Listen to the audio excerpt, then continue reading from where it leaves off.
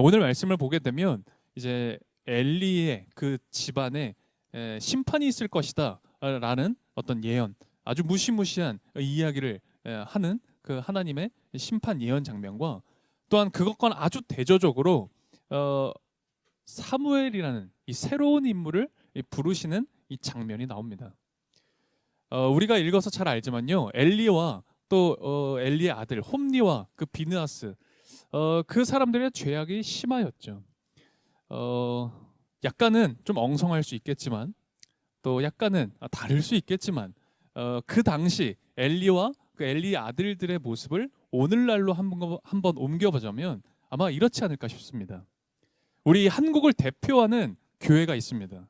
근데 그 교회에 원로 목사님이 이제 은퇴를 하시고 그 아들 두 사람이 이제 공동으로 목회를 하고 있었던 거예요. 그런데 주일마다 예배가 끝나면 이제 헌금을 계수하는 곳에 들어가서 그 두 목사님이 빳빳한 5만 원권은 다 가로채서 자기 주머니에 넣는 겁니다. 상상하면 좀 말이 안 되죠. 그런데 그랬던 거예요. 교인들이 만류해도 아랑곳하지 않았던 거죠. 또 심지어 교회에서 봉사하는 우리 자매들과 여성들과 대놓고 불륜을 저지르는 겁니다. 그것을 안 원로 목사님, 분명히 듣고 알았는데 그런데 자신의 그 두 아들들을 크게 나무라지 않는 거예요. 그러면서 얘기하는 겁니다. 성도들한테 그 원로 목사님이 우리 교회 하나님께서 사랑하시는 교회라고, 그리고 여러분들 하나님 잘 믿으면 하나님이 복 주실 거라고. 그런 상황 한번 생각해 보세요. 한번 상상이지만 여러분 그 교회에 뭘 기대할 수 있겠습니까? 뭐 마음속엔 그 나쁜 단어들이 막 떠오르잖아요. 당시의 상황이 그랬다는 거예요. 비교를 하자면 엘리와 엘리의 두 아들들이 그런 일들을 하고 있었다라는 겁니다. 너무나 진절머리 납니다. 진절머리 나는 그 상황이지만 대안이 없는, 답도 없는, 너무나 막연한 그런 상황이었던 거죠. 그런데 그런 상황에서 성경은 이야기합니다. 거기에도 희망이 자라나고 있었다고. 오늘 3장 1절 후반부 부분을 보게 되면 이렇게 나와 있어요. 제가 읽어드릴게요. 그때에는 주님께서 말씀을 해주시는 일이 드물었고 환상도 자주 나타나지 않았다. 이 구절은 개역개정판이 조금 더 우리에게 와닿습니다. 개역개정은 이렇게 번역해요. 하나님의 말씀이 희귀했다. 하나님의 말씀이 희귀해서 보이지도 들리지도 않았다. 이렇게 번역이 되어 있죠. 이 당시 사람들은요, 다 내 소견에 옳은 대로 행동했습니다. 그러니까 내 듣고 싶은 것만 듣고 그리고 내가 하고 싶은 것만 하면서 살았던 거예요. 그래서 하나님의 말씀이 들리지 않았던 거죠. 또한 이어서 2절은 이렇게 기록하고 있습니다. 제가 다시 한번 읽어드릴게요. 어느 날 밤 엘리가 잠자리에 누워 있을 때였다. 그는 이미 눈이 어두워져서 잘 볼 수가 없었다. 엘리의 눈이 어두워져서 잘 보지 못했다라는 말은 실제로 엘리가 나이가 많이 들었고 그래서 이제 시력이 저하됐다라는 뜻이기도 합니다. 그런데 이것뿐만 아니라 이 엘리의 눈이 어두워졌다라는 건 엘리의 영적인 민감성이 어두워졌다라는 거예요. 이 영적인 눈이 그 시력이 저하됐다라는 겁니다. 그래서 엘리는 하나님도 보지 못했고 하나님의 뜻도 분간하지 못한 그런 지경에 있었던 거죠. 하나님의 말씀이 희귀했다. 하나님의 말씀이 들리지도 않고 잘 보이지도 않았다. 저는 이 말씀이 굉장히 무겁게 그리고 두렵게 느껴집니다. 오늘날 여러분과 저에게 하나님의 말씀이 풍성히 있습니까? 여러분 하나님의 말씀이 들리세요? 여러분 잘 듣고 계십니까? 들은 대로 본 대로 풍성히 그 말씀 누리면서 살아가고 계십니까? 자꾸 저는 질문이 생겨요. 여러분은 어떻게 느끼세요? 여러분은 어떻게 이 한 주간의 삶을 돌아봤을 때 느껴지십니까? 듣는다는 건 너무너무 중요합니다. 우리 1월부터 우리 지금 계속 매주 랑모임에서 대화하는 것에 대해서 이야기 나누고 있습니다. 특별히 대화 잘 하려면 첫 번째가 잘 듣는 거라고 하죠. 예, 잘 대화하려면 먼저 잘 들어야 됩니다. 여러분 잘 들으세요. 예, 대화할 때 잘 경청하시나요? 여러분 듣지 못하면요. 아니 듣지 않으면 그러면 관계가 대화가 되지 않습니다. 육적인 청력 굉장히 중요합니다. 잘 듣는 거 중요한데요. 그것보다 더 중요한 게 있어요. 그건 영적인 청력입니다. 이 영적인 청력이 굉장히 우리에게 중요해요. 예수님이 그런 말씀하셨어요. 들을 귀가 있는 자가 들어라. 들을 귀 있는 사람이 들어라. 이런 말씀하신 적이 있어요. 그런데 들을 귀가 없는 사람들이 있습니다. 영적인 난청인 거죠. 여러분 영적인 난청이 생기면 이거 심각한 문제가 발생합니다. 왜냐하면 하나님과 대화를 못 하거든요. 하나님과 내가 소통이 안 돼 버려요. 지금 엘리가 그랬던 겁니다. 엘리는 하나님과 소통하지 못했어요.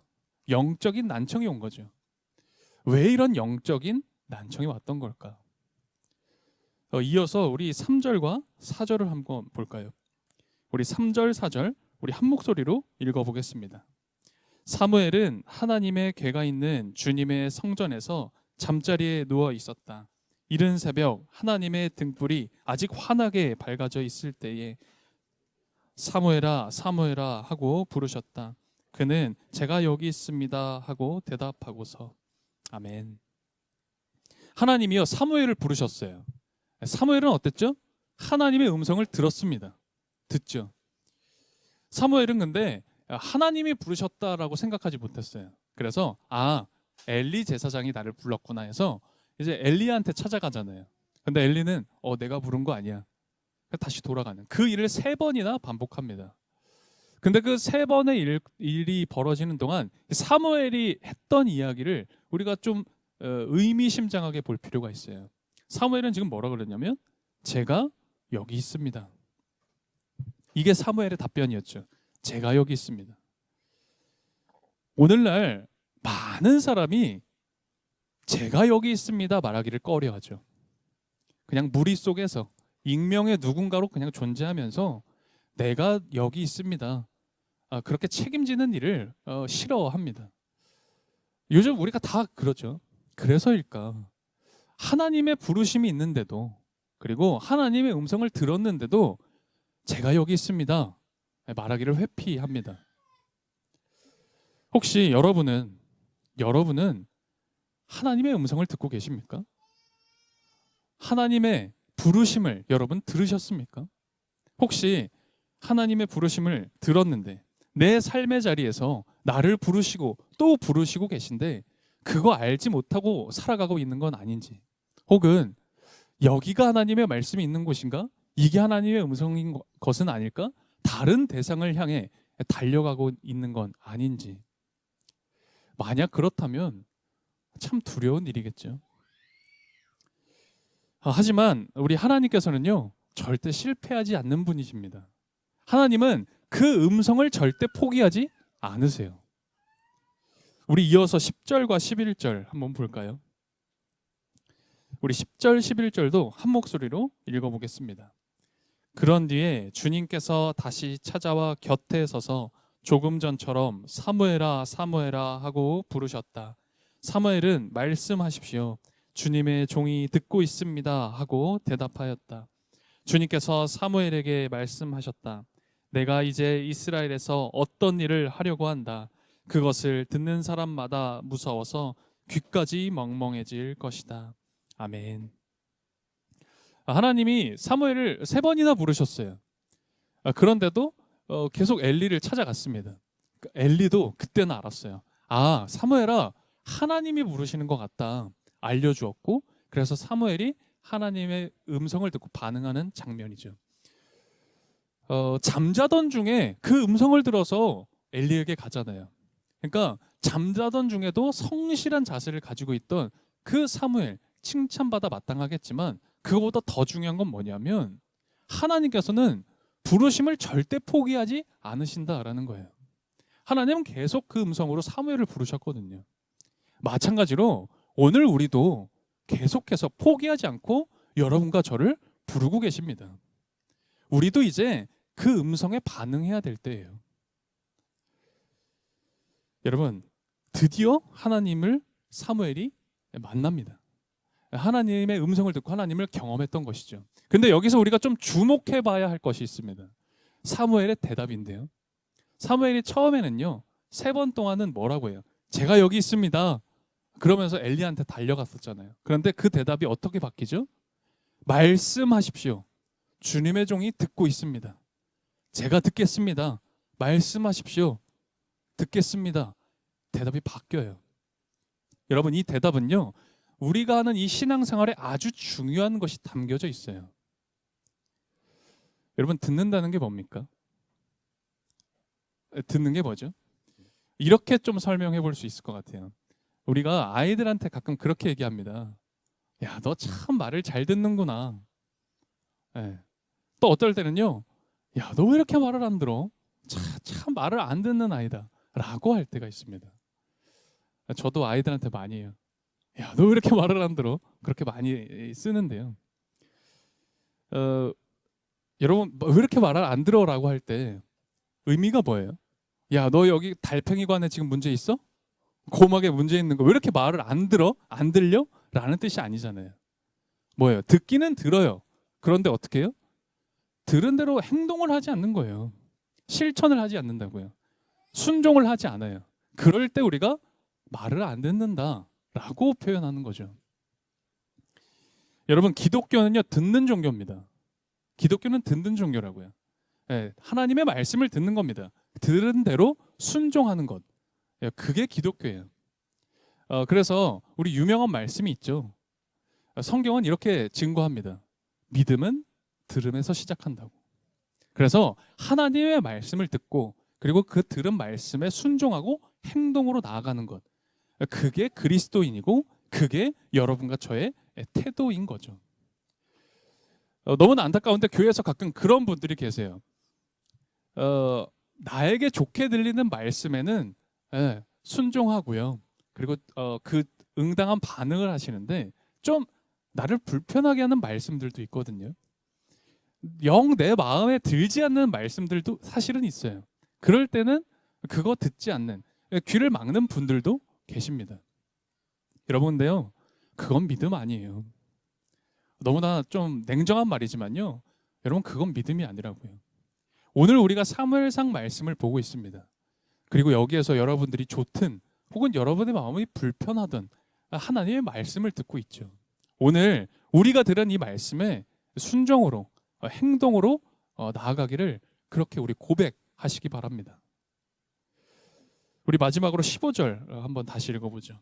우리 15절도 우리 한 목소리로 읽어보겠습니다. 사무엘은 아침이 밝을 때까지 누워 있다가 주님의 집 문들을 열었다. 그러나 사무엘은 자기가 환상으로 보고 들은 것을 엘리에게 알리기를 두려워하였다. 아멘.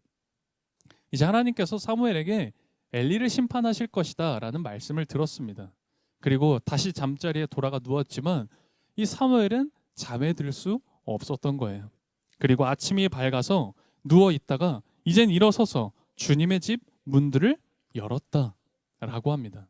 이것은 이제 새로운 시대가 열렸음을 표현하는 그런 구절이죠. 제가 주중에 수요 시심에서도 말씀드렸지만 오늘 말씀을 읽으며 저는 영국의 더 타임스 사설이 생각났습니다. 그 사설 제목은 쓰레기 더미에서 피어난 장미꽃이었죠. 이 사설은 폐허가 된 한국에 건전한 민주주의가 소생하기를 기대하기보다는 쓰레기 더미에서 장미꽃들이 피어나기를 기대하는 것이 더 합리적일 거다라는 그런 글의 사설이었어요. 왜냐하면 이때 이 글이 이제 한국 전쟁, 6.25 전쟁 이후 나라를 재건하고 운영할 능력이 없는 그 한국, 우리나라에 이 의구심을 내추는 그런 영국 사설이었거든요. 하지만 우리는 우리 자신과 우리 나라를 이 2025년 돌아보면서 조금은 조심스럽지만 그리고 여전히 부족하겠지만 쓰레기 더미에서도 장미꽃들이 피어났다, 그렇게 우리 말할 수 있을 겁니다. 그런데 저는 사무엘의 모습이 정말 그러했다라는 생각이 들어요. 오물이 썩어나고 악취가 풍겨나는 그 쓰레기 더미 같은 그 곳에서 사무엘은 아름다운 꽃을 피워내잖아요. 혹시 여러분 우리 한국 사회가 썩었다고 생각하십니까? 이 사회가 정말 썩을 대로 썩었다 그렇게 느끼세요? 혹은 특별히 우리 한국 교회들이 쓰레기 같다 이런 표현 들여서 좀 죄송하지만요, 한국 교회가 정말 이제 쓰레기구나 여러분 그렇게 느껴본 적 있으세요? 혹시 그렇게 생각하십니까? 아마 맞을 겁니다. 아마 맞을 거예요. 그러나 거기에도 소망이 있습니다. 거기에도 꽃은 피어납니다. 피어날 수도 있다가 아니에요. 반드시 그 꽃은 피어납니다. 왜냐? 꽃을 심으시고 피워내시는 하나님께서 지금도 여전히 살아계시고 그 꽃을 피워내시기 때문이에요. 그래서 쓰레기 더미 같은 곳에 있을지라도 그곳에서도 꽃은 피어납니다. 사무엘은 정말 쓰레기 더미 같은 그곳에서도 하나님의 말씀만 붙잡고 있었어요. 그래서 하나님의 음성을 들었던 거죠. 그래서 그 말씀 붙잡고 꽃으로 아름답게 일어섰던 겁니다. 여러분과 저도 사실 마찬가지예요. 우리의 현실은요, 더럽고 추악합니다. 그게 오늘의 삶의 현장이에요. 그러나 반드시 하나님께서는 나를, 여러분을 꽃으로 피워내십니다. 나를, 우리 가정을, 그리고 우리 교회를, 이 세상을 반드시 피워내신다고요. 여러분 기억하십시오. 하나님은 반드시 역전을 이루시는 분이십니다. 여러분 엘리의 두 아들들, 그 홈니와 비느하스는요, 대제사장의 집안이라는 정말 남부러울 것 하나 없는 그런 집안에서 자란 사람들이었어요. 떵떵거리면서 살았습니다. 그러나 그 두 사람이 결국 어떻게 되죠? 죄에 쓰러져 죽고 맙니다. 반면 사무엘은 어때요? 아주 어릴 때부터 부모를 떠나서 아주 외롭고 척박하고 아주 고단한 삶을 살아가죠. 그러나 그런 사무엘은 어떻게 되죠? 결국 하나님의 쓰임을 받습니다. 하나님은 역전의 하나님이세요. 혹시 나의 삶도 사무엘처럼 고단합니까? 힘들고 어렵습니까? 여러분, 하나님은요, 우리를 잊지 않고 계세요. 사무엘을 부르셨듯이, 사무엘을 잊지 않고 불러 이끌어 주셨듯이 오늘 우리들도 잊지 않으시고 우리를 부르시고 계십니다. 우리가 사무엘상 말씀을 읽고 있습니다. 정말 그 어느 때보다 우리에게 필요한 말씀이다라는 생각이 들어요. 오늘 이 말씀, 하나님의 이 음성을 통해서 우리가 이 역사의 흐름과 그리고 우리에게 주실 그 은혜를 잘 듣고 잘 읽어 나갈 수 있었으면 좋겠습니다. 그래서 우리가 그 소망을, 그 말씀을, 하나님을 붙잡고 나아가는 우리 오늘 평화 교회가 되었으면 좋겠습니다. 오늘 말씀 기억하며 우리 함께 기도드리겠습니다. 여러분, 그래도 소망은 있어요. 그래도 소망은 있습니다. 거기에서도 꽃은 피어납니다. 오늘 본문 3절은 이렇게 기록하고 있더라고요. 하나님의 등불은 아직 꺼지지 않았다. 여러분, 하나님의 등불만은 아직 밝아 있었습니다. 비록 사람의 눈은 어두워져 갔지만, 이 세상은 어두워져 가지만 하나님의 등불만은 여전히 어둠을 밝히고 있었고, 그리고 그곳에 사무엘이 있었습니다.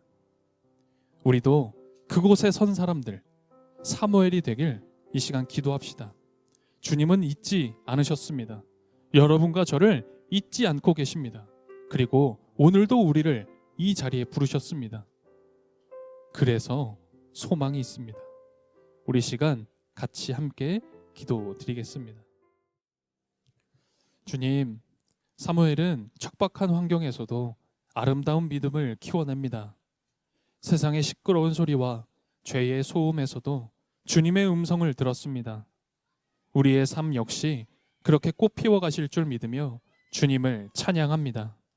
이 세상 하나님 말씀이 희귀하다 할지라도 우리를 비추시는 말씀의 등불에 항상 의지하며 내가 여기 있습니다. 말씀의 주심을 듣겠습니다. 그리고 들은 대로 순종하겠습니다. 그렇게 고백하는 우리 모두가 될 수 있도록 인도해 주십시오. 주님의 말씀 듣고 행하는 이 봉헌을 드립니다.